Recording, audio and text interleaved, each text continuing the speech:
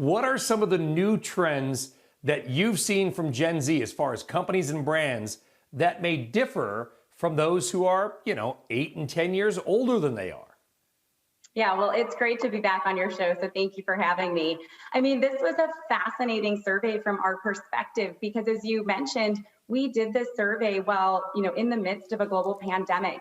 76% of these Gen Zers were either schooling fully virtually or in some hybrid format. So we really think that they've started over the last 6 to 7 months to adopt to a new normal.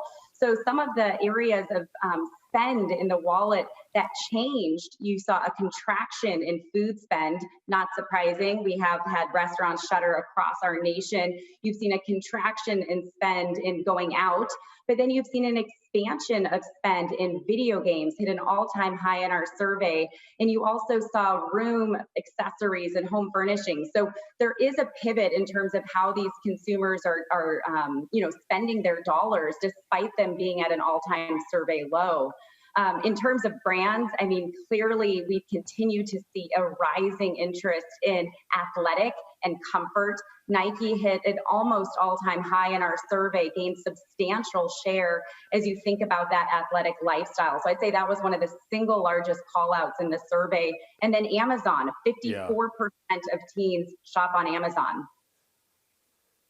It's amazing. And by the way, I've got a survey of one, Erinn. I've got a 16-year-old, so I sort of get my daily survey. And I know this. My daughter, she knows I work for CNBC, but she couldn't tell you what channel number that is. If I said, turn the channel on, she'd be like, what? What do you mean the channel? Because for her, it's sort of all about online. She'll watch online. She'll watch using Apple TV, and they watch a lot of Netflix, and they watch a lot of YouTube. I got to imagine that's good for Netflix and probably really good for Google as well.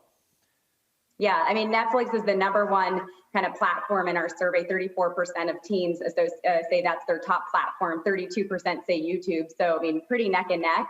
But you bring up a good point. I mean, social media usage was at 12 hours. So these teens say on average per week. So I'm not sure if your daughter is in this cohort, but say they spend 12 hours on social media. And one of the really interesting takeaways is that TikTok is now the number 2 social platform right behind Snapchat. It unseated Instagram for the first time. So Instagram used to be the number 2 favorite. So that's really shaping how brands are marketing to this generation and what brands are actually starting to really rise. And in the makeup world, it's all about Ulta.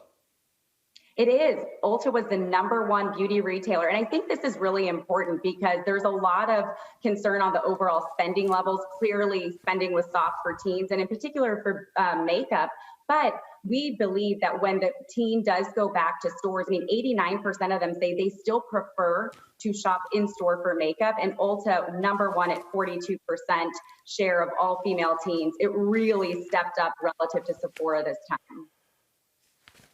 Now, it doesn't help you from an investing perspective, but if I said, okay, we're going to fast food tonight, Dad's going to give us a break, what do you want? You know what the answer is going to be? It's going to be Chick-fil-A for some waffle fries and nuggets.